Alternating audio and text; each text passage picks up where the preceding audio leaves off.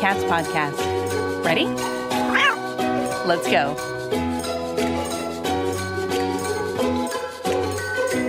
Welcome to the Community Cats podcast. I'm your host, Stacy LeBaron. I have been involved helping homeless cats for over 20 years with the Merrimack River Feline Rescue Society.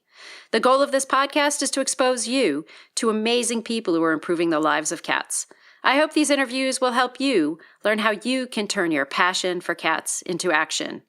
Today, we are speaking with Kristen Petrie. Kristen is the principal of Mellarium Creative. She's also a longtime volunteer with the Merrimack River Feline Rescue Society, helping them on their graphic design and branding opportunities. And then most importantly, Kristen is our technical cat for the Community Cats podcast.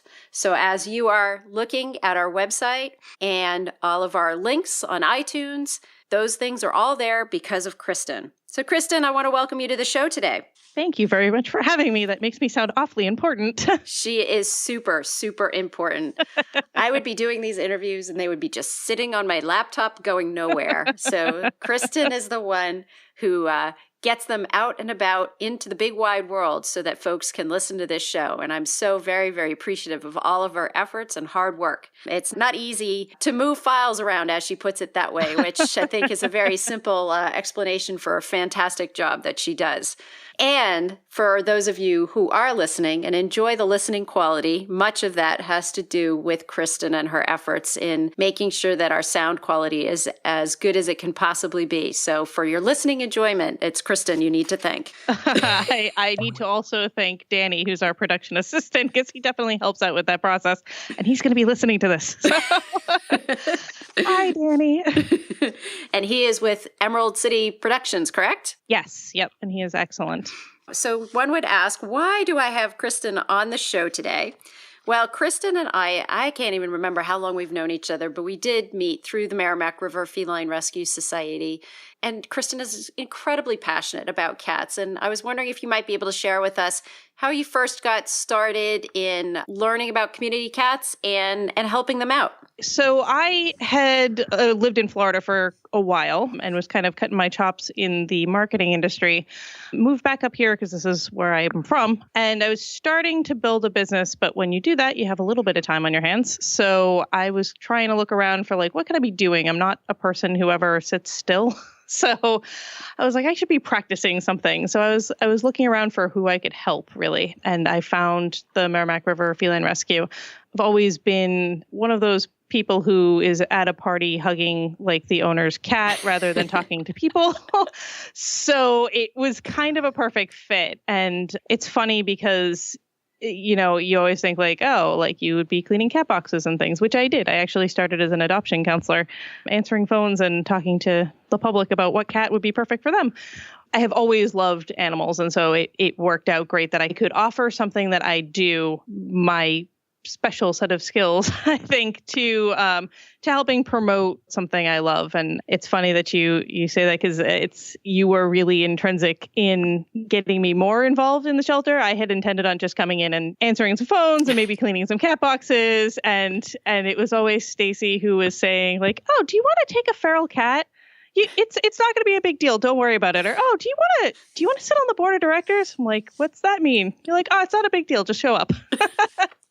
So I got involved in a lot of things, and I've had a lot of opportunities thanks to you for leading me along into the world of animal welfare and community cats. And actually working on this podcast has been incredibly interesting for me because I have generally worked in adoptions and the spay-neuter van to some extent. But I think acknowledging that there are community cats that do live outdoors and they're kind of everybody's cat and they have their own kind of life going on rather than, us just trapping them, trying to turn them and then adopting them out to a loving family or a barn or something is not always the best thing for them. So it's been fascinating to hear all of the experts you've had on the show and their opinions on, what should be going on with cats and so forth. I think one thing that we've had as a commonality over the years is an interest in being able to educate through communications. And you, in the early days, came to me wanting to do some educational programs at our local library. Yes. Which was sort of like the first step in thinking about this podcast, because here you were bringing in great speakers to the local library, but yet, you were only able to present to 40, 50 people, and then this is sort of putting it on steroids, I would say. The lecture series was kind of a little pet project of mine that I actually really enjoyed doing. It's incredibly time consuming to put together, but it's great because I've always had the view that people are the key to all of this. I mean, cats don't come walking in the door and ask to be, I'd like to be spayed or neutered, please. Like, it's their people that are going to take that action. It's also the people who, if you look at cases of abuse or cases of neglect or cases of like just ignorance of people not knowing, and ignorance always has this negative connotation, but I guess not knowing how to take care of their cat, or that, their cat's weight problem is similar to a human's weight problem and it could be detrimental to their health. Like things like that not everybody knows. People have always just had cats and that's their thing. So it's nice to be able to get information to them that they wouldn't necessarily normally hear. There's a ton of services out there for cats that people may not know about, alternative veterinary medicine and things that they can do in conjunction with their regular vet. And there's training tricks. And I love that the clicker training that we talked about on a previous episode, if we could link to that, that would be awesome, that they're trying a new way to get feral cats to accept humans. And it's through this clicker training. And it's like all of these things that you would never think of unless somebody told you about it. And if people aren't necessarily looking up this information. So it's nice to be able to present it to them. And the lecture series was a great way to do that. But like you said, it's limited. This is so much better. So I want to pick your brain a little bit on the show today, wearing your graphic designer hat. With the knowledge that you've been on a board of directors for a nonprofit, relatively small nonprofit that has since grown to be much larger. One question that I think many organizations don't necessarily think of when they're young and small is the question of branding. What is branding for an organization? Branding ultimately is a logo and a name and a look and a feel that is recognizable. And I think that definition is really light in terms of what it actually is. I mean, it can get down into like the company voice and, how you're writing your blog posts and things like that. But my main focus is on the look and feel of what an organization looks like. And when I started with MRFRS, I was really lucky that everybody was open to the idea of taking on some new branding.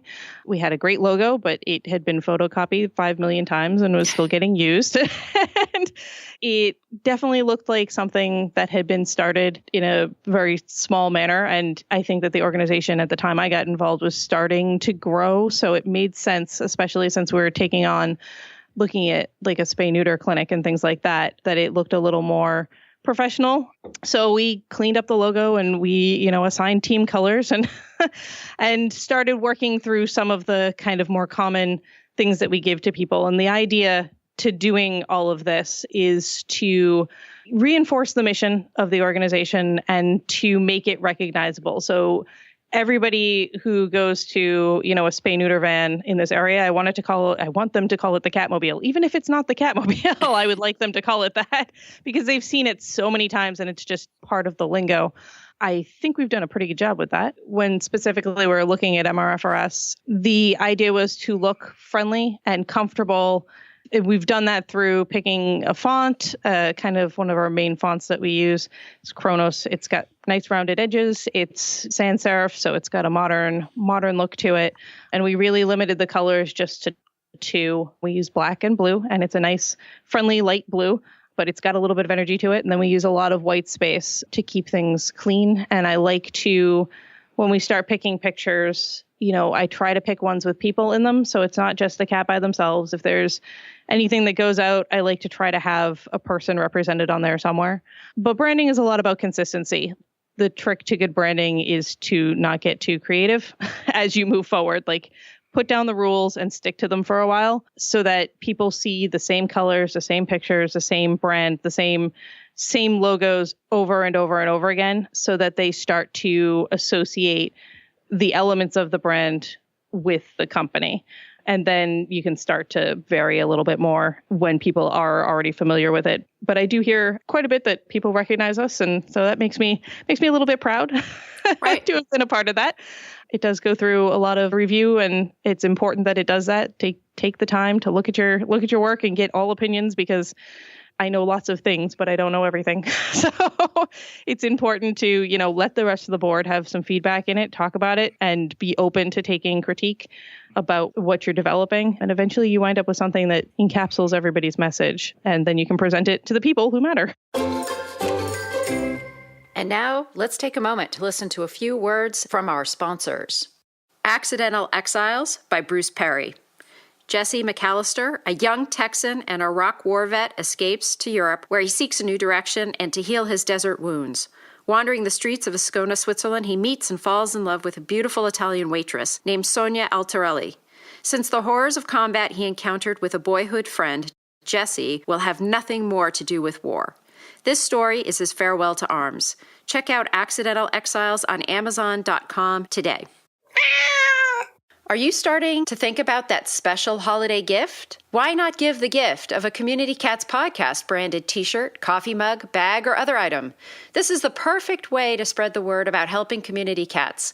The proceeds from the sales will go to support the Community Cats Podcast and the Community Cats Grants Program, which helps small groups grow their fundraising programs to be able to fund more spay-neuter programs for free-roaming cats.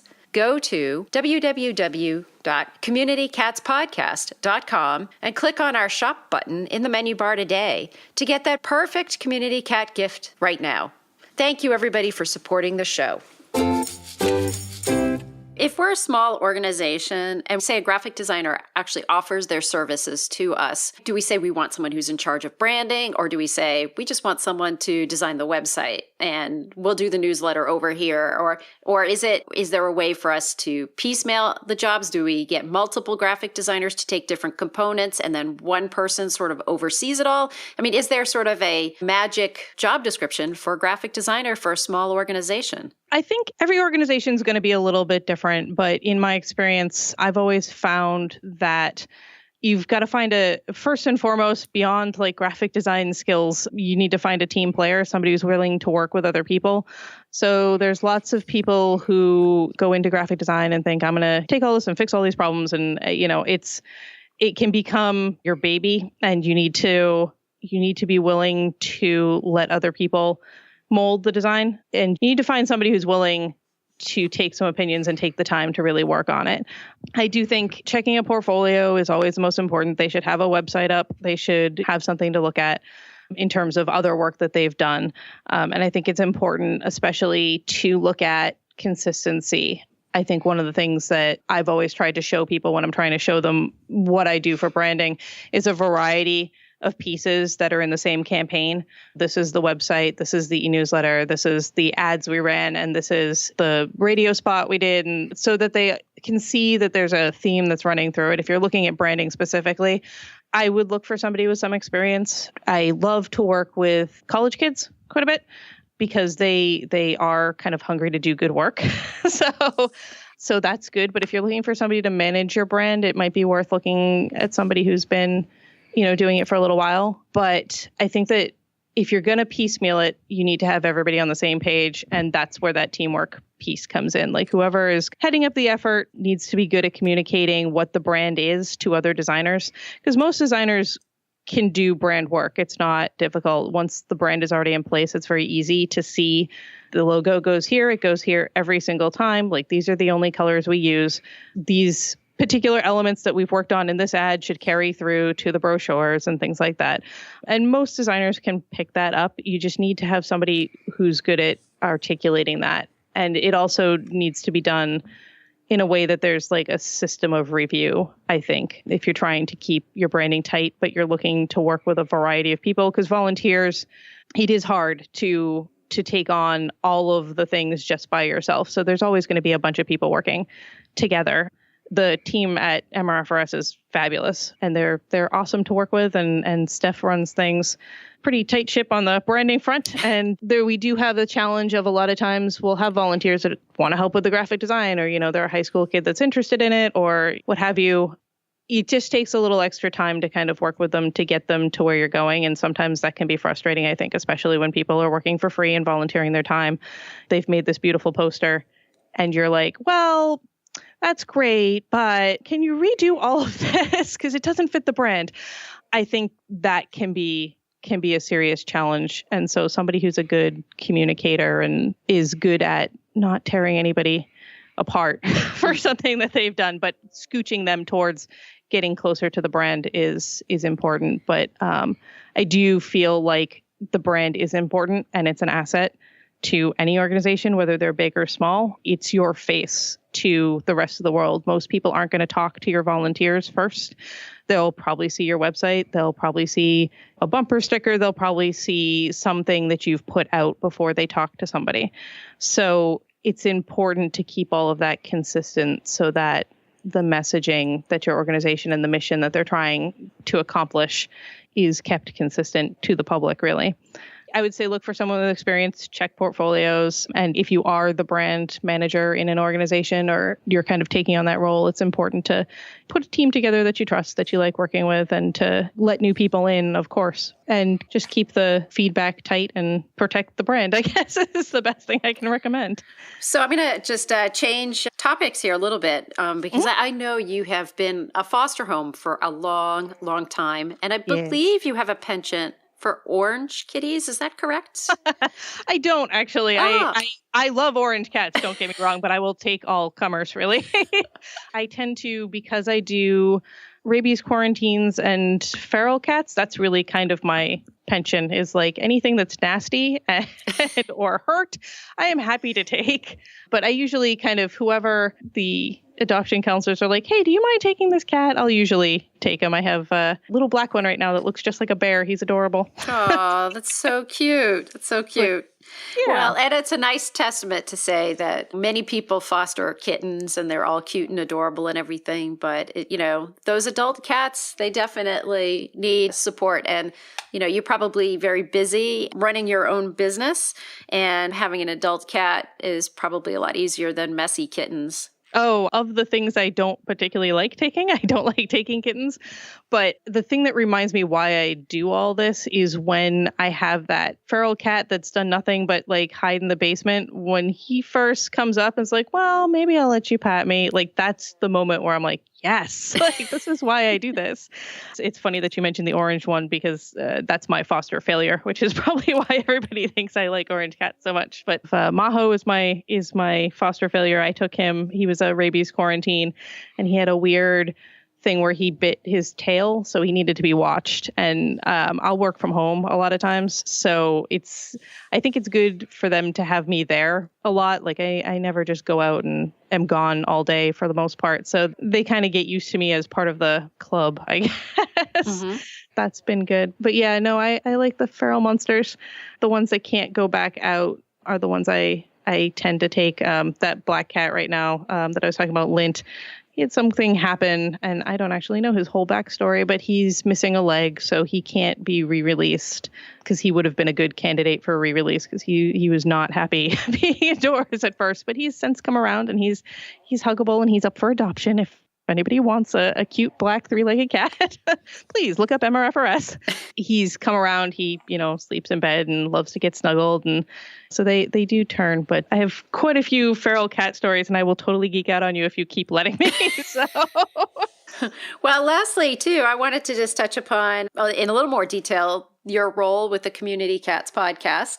What the experience has been like for you. I think our website is great. And obviously enjoy the podcasts and that kind of thing. And I hope other listeners enjoy the podcasts. But in addition to our website, you also work to have us up on, you go onto Libsyn in order for us to get into iTunes. And we're also on YouTube, correct? So people can subscribe to the show via YouTube. But when we started on this, I think I mentioned it to you maybe last April, and now here we are near the end of October. Are we where you thought we would be? Yes. I was actually a little nervous taking this project on because I was like, oh my, that's a lot of work. I adore working on this project. Podcasting, I think, is very much the future of audio media. I think that there's so many cool podcasts out there and everybody gets an opinion, and it's not very easy to do on your own, but everybody can do it. Like if you want to have your own personal little radio broadcast, you can totally do that. And I think I love that aspect of it. And I love that we're able to put this up and speak to the whole animal welfare community and kind of spread ideas. And I've always been a big believer in that it's better to work together. I've never understood why anybody would dig their heels in and say like, no, like we can't work with you. I mean, it's important that we all communicate and we all talk, and there's always going to be differences, but this is a great medium for that. It's a great way to kind of get words and ideas out. When you talk about meaningful projects to work on, this is way up there. But on the technical side of things, it's a bit of a process. So it usually starts with you recording. And you tend to schedule all the guests and get your recordings done. And they go in these little marathon spurts that I'm shocked that you still have a voice at the end of. And then the files come to me, and I usually give them a quick listen just to make sure that there's nothing weird in there, like any gigantic sounds that are odd. And when we first started, I think for the first 50 odd episodes, I did the editing. So we edit out all the ums and the ahs and any weird pauses and try to get any background noise out that we can. And then now at this point, we've been busy enough and there's enough going on that it goes to the production assistant who does the heavy duty editing. He gets all the words taken care of and all those ums and ahs. And then he sends it back to me completely cut with the promos and everything in place and all the intros and the outros and the sound effects. And that was actually part of the brand. One of the things we did, very first things that we did when we started doing this, was work on like a sound template and a feeling for the podcast and the sounds that we do use in it. So we wanted to be cute, but not too cute. And I think we're accomplishing that. Then once I get the files back, we need to distribute them to everywhere it needs to go. So they need to be prepped and sent out to all of the outlets that we're played in. A lot of that is done through Libsyn, which is great. YouTube has to happen separately. And we're always looking for new venues to be in. I'm hoping to bring us to Spotify in the not too distant future. That happens, and we post it up on the website, and your assistant, Jamie, actually takes care of all the social media. So the promotion of one podcast actually takes quite a bit of work. We have somebody who writes the posts for the website, who does the descriptions for everybody's interview. It's a big machine. And I like being a cog in it very much. But the website is something that I'm pretty proud of. I like our look. I think it's very appropriate for what we're trying to get out. And it's always improving. I'm very much looking forward to starting the Cat Academy piece of this, because I think people are going to find that to be an incredible resource. Your wealth of knowledge and all of the connections you have and their wealth of knowledge, that's all going to get aggregated into one place. And I think that's going to be absolutely brilliant. I can't wait to start launching that. Yeah, that's going to be a lot of fun. Yeah, it's amazing the amount of effort. And we're all doing this virtually. We're all in different places around the country. And I just wanted to remind our listeners that this show is really for you. And so if you ever have any thoughts, ideas, or comments, guest ideas, anything, you can always email me at stacy@communitycatspodcast.com, because I'm doing this to try and be helpful to others. And I think we both, as you know, with education and community, it's all about sharing. And I want people to share their stories as well as to share their thoughts and their ideas. So please do communicate with both of us on what you might want to see for the show coming up in the future. I love feedback. We do. I do too. I love comments. I think they're great. And I want to thank people who have commented already, because it's just really fun to read the comments. Even if people don't agree with some of the things like that I'm saying in my blog, it's okay. We all have different ideas, and we don't have to all agree 100%. And the important part is that we're all out there sharing together. So Kristen, if folks are interested in finding out, reaching out to you, finding out more maybe about what your work is, or if they're interested in finding out about branding or any graphic design services for their nonprofit, how would they find you? I love to talk to people, so they can go to my website, which is mellariumcreative.com. That's MELLARIUM creative.com, and they can find me through there. You can email me directly at kp@mellarium.com. They can also, if they have any questions about the show, or if they, want to ask about the Community Cats podcast, or have found some god-awful thing on the website that I haven't noticed yet, please let me know. They can reach me at support@communitycatspodcast.com. I'm pretty available to chat with people whenever they want. I love to talk about what I do, and especially the cats. So, Kristen, is there anything you want to share with our listeners? Any last thoughts? I would say that probably everybody needs a designer, and they don't know that they need them. And luckily, we're like, you shake a tree and a graphic designer will probably fall out of it. So if you have a resource, if you have somebody around you and you're, running a nonprofit, or you're just starting a nonprofit, or any business really, but particularly nonprofits, because they are usually the last to kind of get their marketing piece together. Talk to somebody, like get a designer involved, because I think that you'll find that once you put that piece together, it helps to gel a whole number of things, including defining the mission, keeping the staff together, and it helps boost morale if everything looks professional. And it's something that will make people proud if you do it right. And I think that it's more important than most people believe it to be. So get your image together and get out there and help more community cats. Kristen, I want to thank you again for agreeing to be a guest on my show, and I hope we'll have you on again in the future. Absolutely. Thank you very much for having me. Thank you for listening to the Community Cats podcast. I would really appreciate it if you would go to iTunes, leave a review of the show. It will help spread the word to help more community cats.